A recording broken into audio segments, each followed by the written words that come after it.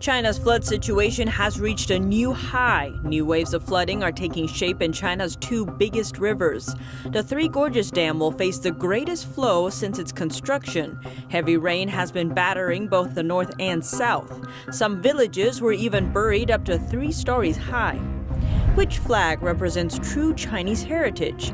The battle between Communist China's red flag and Taiwan's blue sky, white sun, holy red earth flag is making a turn in San Francisco. One of the party's princelings, who is also a retired professor from the Chinese Communist Party school, called the party a common enemy of humankind. She was kicked out of the party, indicating more splitting within its ranks. And Chinese authorities are urging auto companies to recycle old parts for reuse. Our in-house expert says the move signals that China is preparing for a potential decoupling with the West. Welcome to China in Focus. I'm Tiffany Meyer. China's flood situation has reached a new high. New waves of flooding are taking shape in the country's two biggest rivers, the Yangtze and Yellow rivers. The Three Gorges Reservoir, located in Hubei province along the Yangtze River, is forecast to see a flood peak of 74,000 cubic meters per second on Thursday. That would mark the greatest flow since the famous dam's construction. The Ming River, the Yangtze River's biggest tributary, is also expected to see historic high flood levels never before seen in the area. In preparation, officials from the southwestern province of Sichuan issued the highest level overflow warning for the area. It's the first time the maximum danger warning has ever been used. Elsewhere in both northern and southern China, heavy rain has been battering the country for weeks. In the northwest, it caused a landslide and flooded the homes of 300 farmers.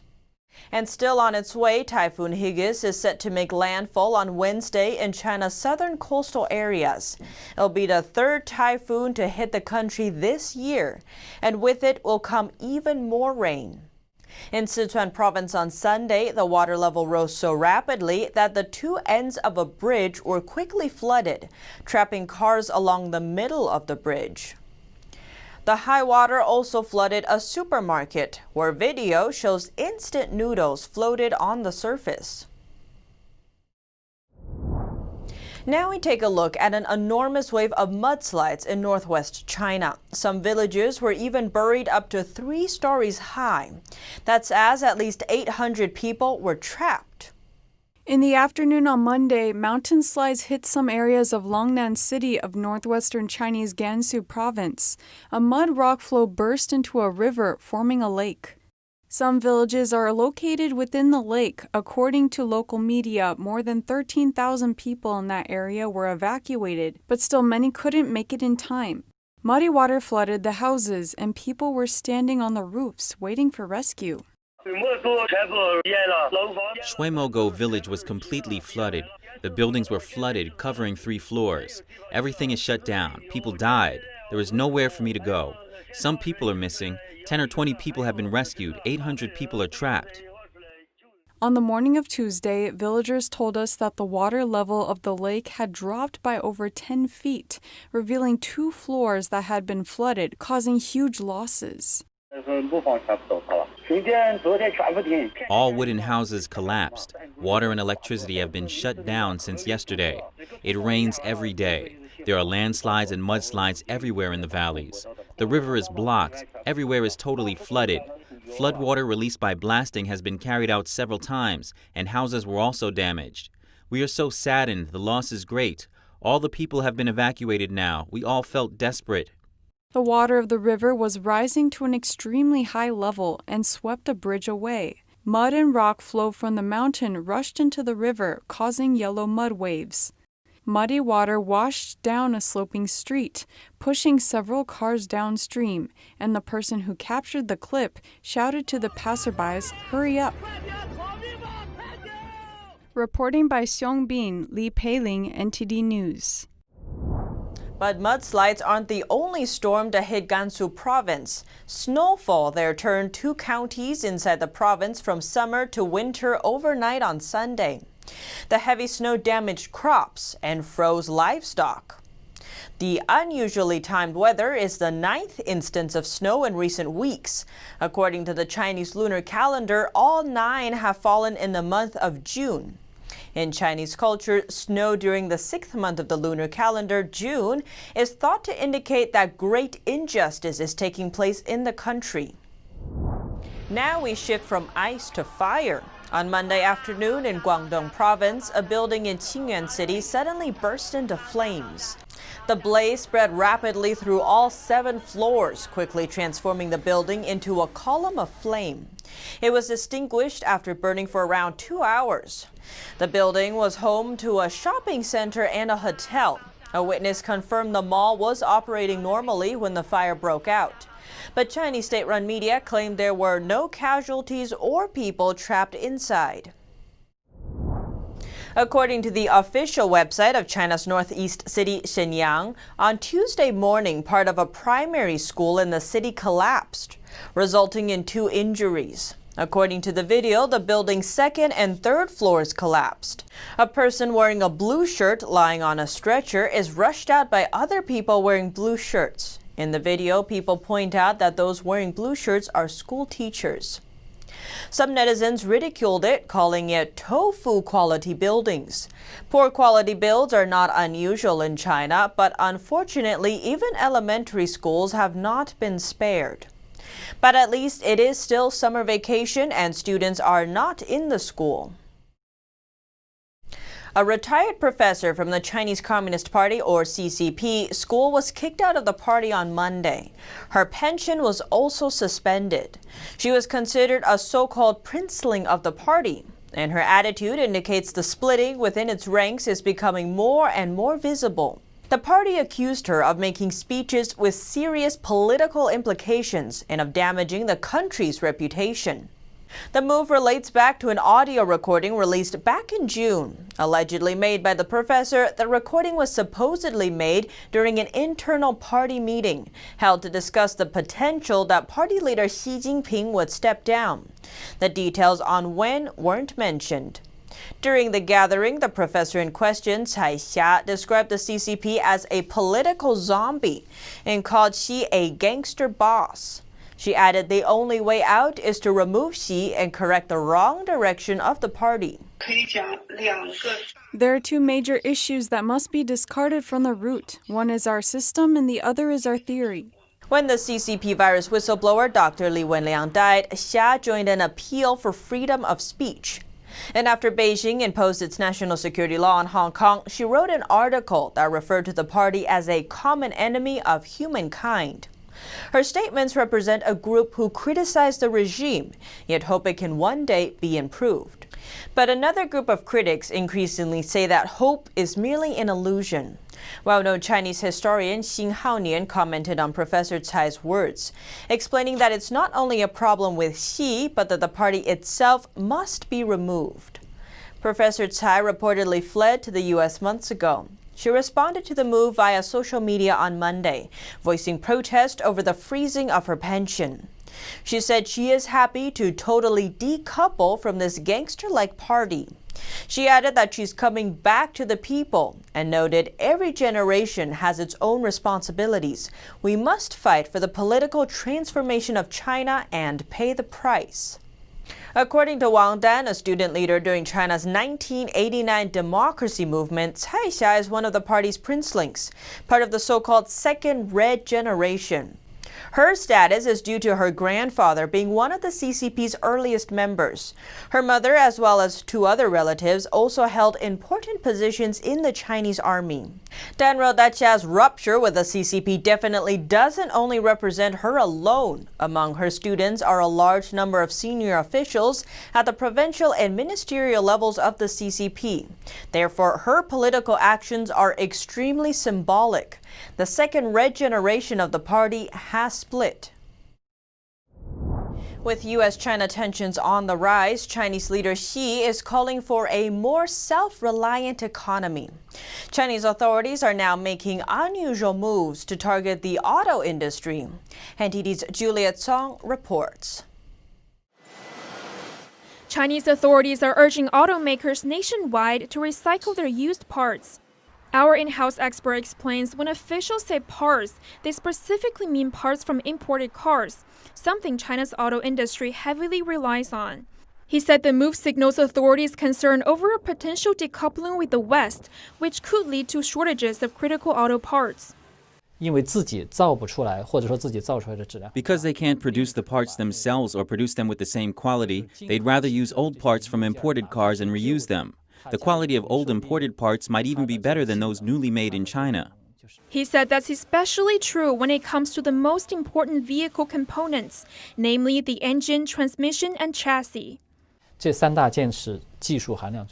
are the most technically challenging and the most important for a car, or even the entire auto industry. In 2019, China imported $1.4 billion worth of transmission parts. That's over 40% of that year's total part imports. Tang said China's auto industry is limited in its manufacturing ability, mainly because of the country's political system under the communist regime. In China, large-scale auto companies are state-owned.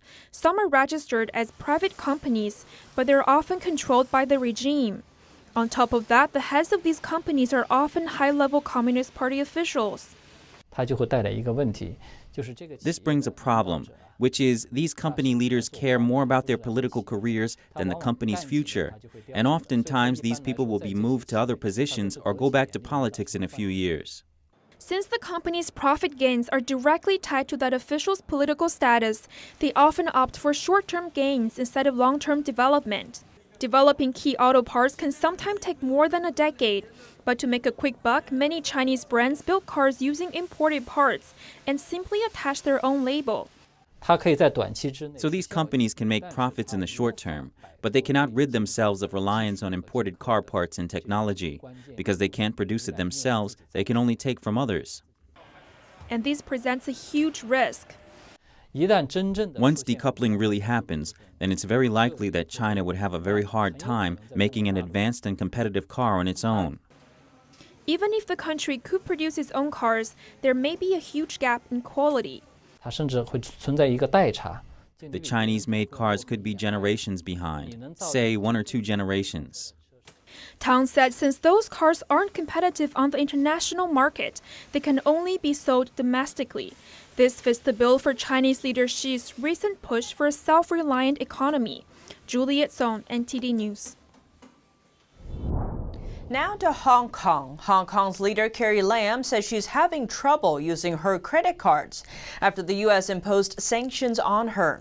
Lam was one of the 11 officials sanctioned earlier this month by President Trump. The reason? Their roles in supporting Beijing's draconian national security law on Hong Kong.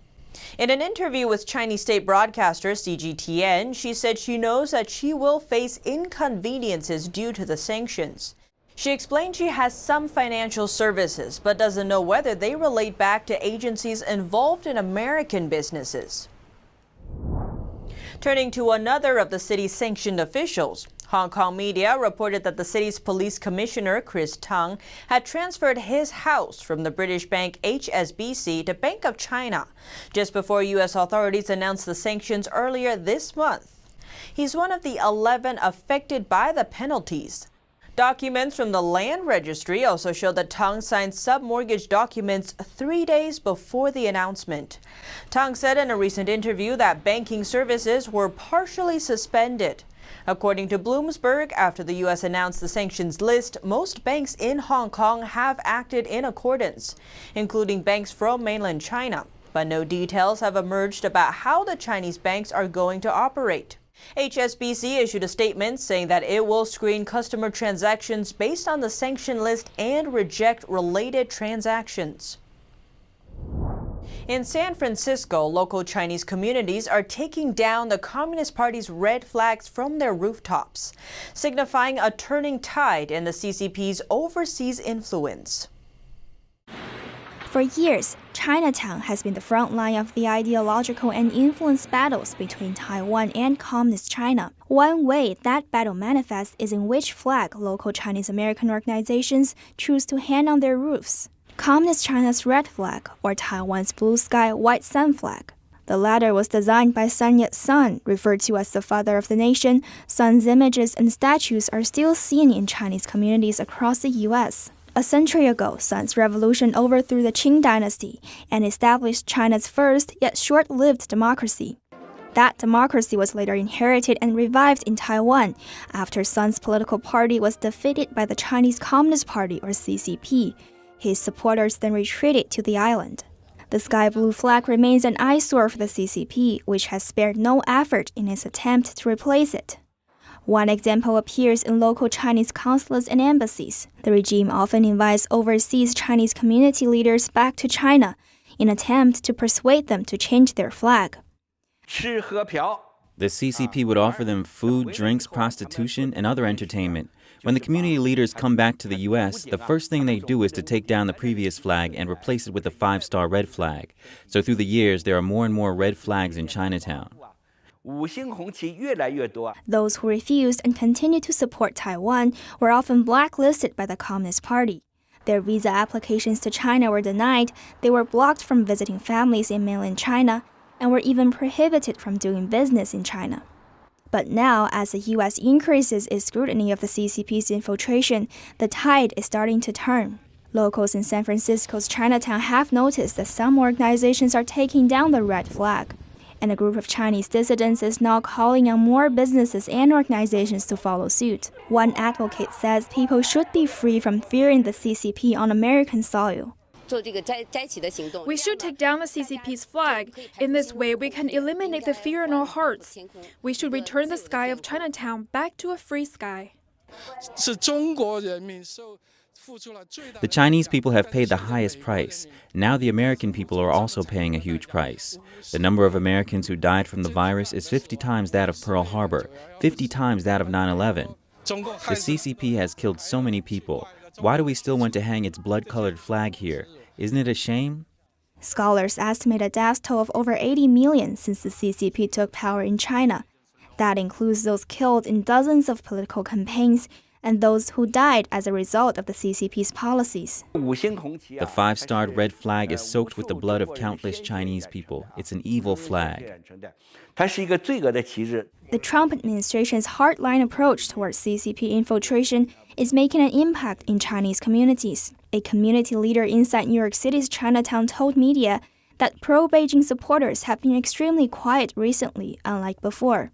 He said they were often well paid by local Chinese consulates or embassies and used to actively carry out the CCP's agenda. That includes waving red flags, condemning Hong Kong's pro-democracy movement, or even physically attack pro-Taiwan activists during the Taiwanese president's visit last year. But this year, even as the U.S. closed the Chinese consulate in Houston, they did not go out to protest. Penny Zhou, NTD News. A former CIA officer has been charged with selling U.S. secrets, including those about missiles, to the Chinese Communist regime. He was born in Hong Kong and says he wanted the motherland to succeed.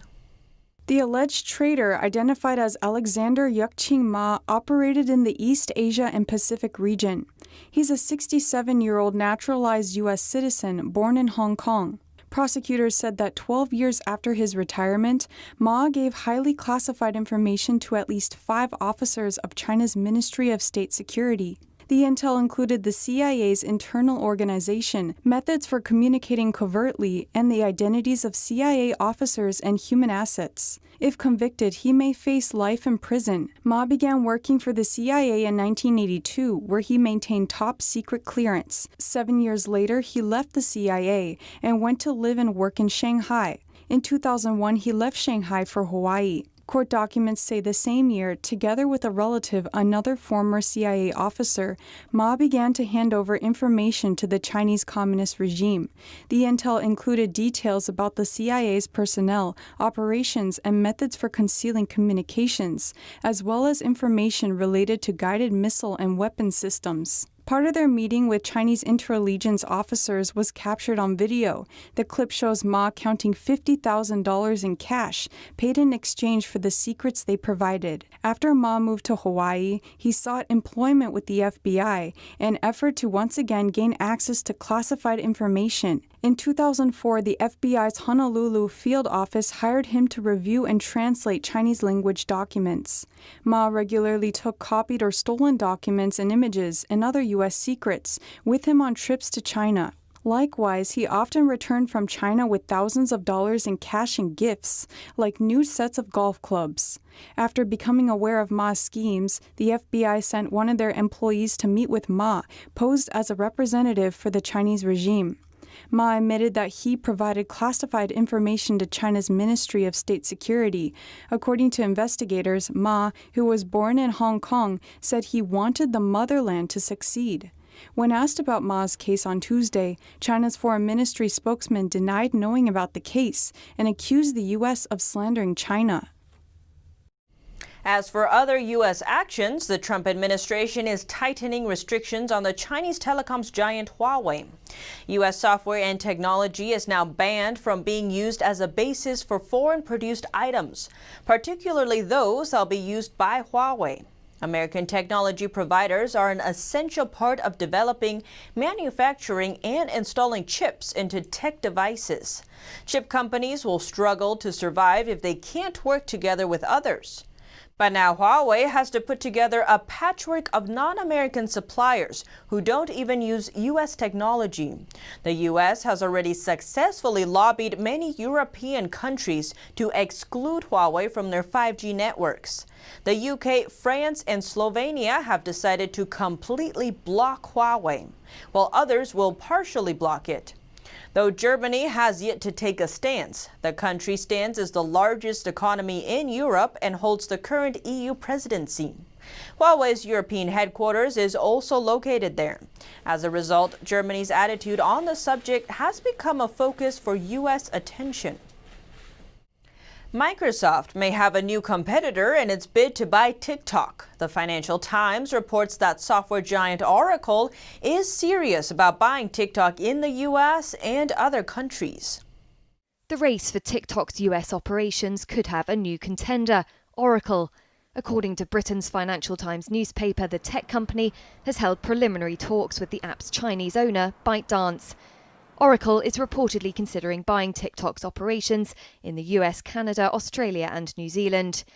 Reuters reported earlier this month that Twitter had approached ByteDance to express its interest, while Microsoft was still the favourite to clinch the deal. The FT also said that Microsoft has considered a bid to take over TikTok operations beyond the nations it outlined earlier in August. Europe and India are reportedly of particular interest, even though the app was recently banned by the Indian government after border tensions with China. But ByteDance is opposed to the idea of selling any additional assets. Donald Trump last week ordered the firm to divest US operations of the video app within 90 days. He's cranking up the pressure on the Chinese company over concerns about the safety of the personal data it handles. Southeast Asian countries are growing more concerned about China's influence. A new book talks about how the region is responding to the China challenge. China's growing influence in Southeast Asia has caused mixed feelings among its smaller neighbors. Southeast Asia expert Murray Hebert recently published a book that explores how countries in the region have been impacted. It's called Under Beijing's Shadow: Southeast Asia's China Challenge. Murray says there's a lot of anxiety in Southeast Asian countries because of the rising U.S.-China tensions, and that the region is concerned about a decoupling between the two nations. Concern about whether this will result in a bifurcation of the global supply chain, of which many of the more developed economies in Southeast Asia are key parts of. And they're also worried about the bifurcation of technology. When speaking about China's infrastructure project, the Belt and Road Initiative in Southeast Asia, Murray says China is struggling. It's really a struggle for China. Some countries are just holding them off at arm's length. Others keep negotiating for years. These projects have problems getting land. They have trouble getting local permits. There are a lot of struggles. He says companies are considering moving businesses to Thailand, Malaysia, and Vietnam because of supply disruptions in China. Murray added that the U.S. recently established the International Development Finance Corporation to promote private investments as an alternative to Chinese state-funded investments. He says the U.S. program is slowly getting started, but that it's really important for Southeast Asian countries to get alternate funding instead of depending on China so much. On a recent book review, U.S. Senator Cory Gardner wrote, quote, "The next century will be defined by geopolitical competition in Asia and answering the China challenge." He says Southeast Asia is a region that will be critical to U.S. national and economic security. Phil Zhou, NTD News, New York. China just started an anti-dumping probe into Australian wine imports. China claims that imported Australian wine is harming China's domestic wine industry by undercutting prices. The market value of Australia's biggest winemaker, Treasury Wine Estates, took a 20% hit upon the announcement of China's anti-dumping probe. China is the top market for Australian wine exports and is also Australia's largest trading partner, with two-way trade worth $170 billion last year. Australia's trade minister says they stand by their winemakers and dismiss China's allegations. We find these suggestions deeply troubling and quite perplexing. Australian wine is by no means subsidised. It is by no means sold at or below anything other than market rates in the world market. The investigation by China's Commerce Ministry examines damage to the domestic wine industry from 2015 to 2019. They say domestic wine production has significantly reduced as a result of an influx of Australian wine. The China Alcoholic Drinks Association said Australian wine producers are reducing prices to increase market share. South Australian Wine Group's MD, David Harris, said the export data doesn't support any facts that they are dumping wine. He also said their wine is more expensive than virtually any wine exporting country in the world. The Chinese government recently placed import tariffs on barley from Australia and also warned Chinese not to travel to Australia because of accusations of racism. Counterfeits of Australian premium wines like Penfolds are commonly found in China. And that's all for today's China in Focus. Thanks for watching and see you tomorrow.